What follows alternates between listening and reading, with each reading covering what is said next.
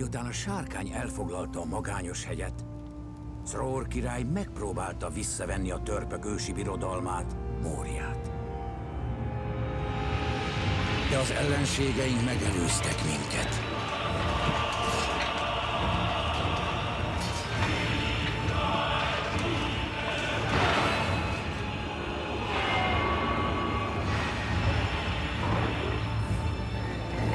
Móriát orkok csapatai foglalták el, fajtájuk létező leggonoszabb példányának, azoknak, a pusztítónak a vezetésével.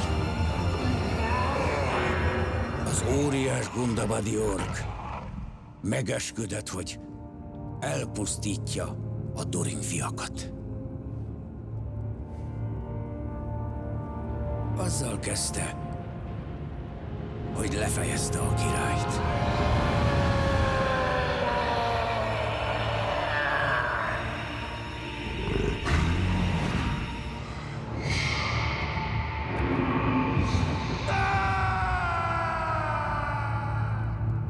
Szrein, Thorin apja beleőrült a bánatba.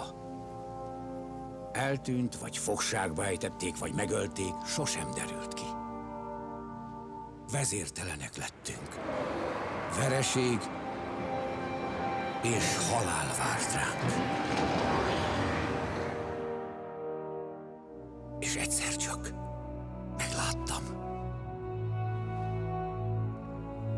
amint egy ifjú törp herceg legyőzte a sápadt orkot.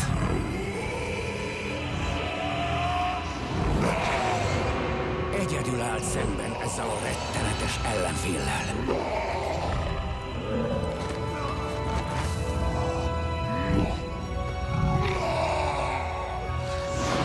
A páncélja ketté hasadt, és csak egy csupasz tölgyfaág volt az egyetlen pajzsa.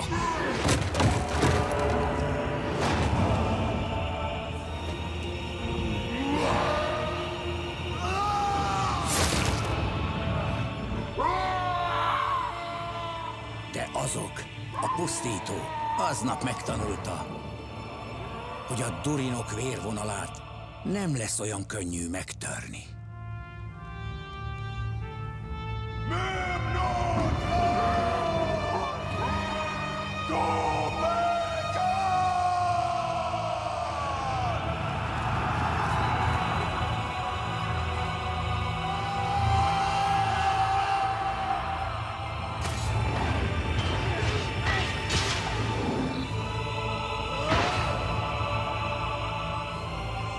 Erőinket egyesítve visszavertük az orkokat. Az ellenségünket legyőztük, de nem ültünk tort, és nem daloltunk aznap este, mert oly sok volt a halott, hogy fájdalmunkban számba se tudtuk venni. Mi néhányan életben maradtunk.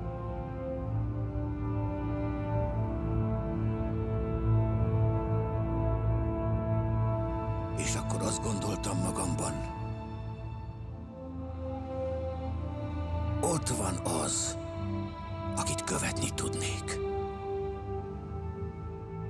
Ott van az, akit királynak szólíthatnék.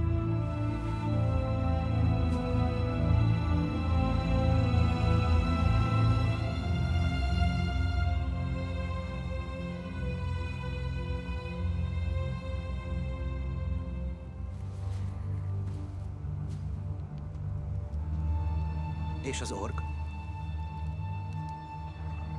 Vele mi történt? Visszalopakodott a lyukba, ahonnét jött.